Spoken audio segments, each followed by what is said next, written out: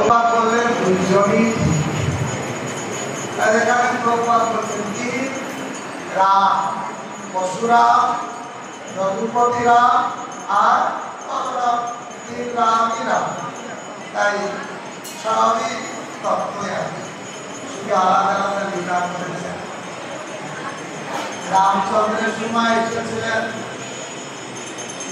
আর ছোট ভাই উনারই বংশে জন্ম গ্রহণ করেছিলেন, এবার ওনার বংশে এসেছেন বড় ভাই পার্থক্য।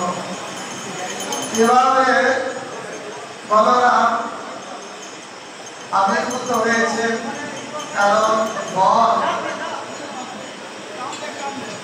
শক্তি দেবেন, তাই নাম হয়েছে বলরাম। কোন শক্তি দেবেন? পারমার্থিক শক্তি। আমরা জগতে যদি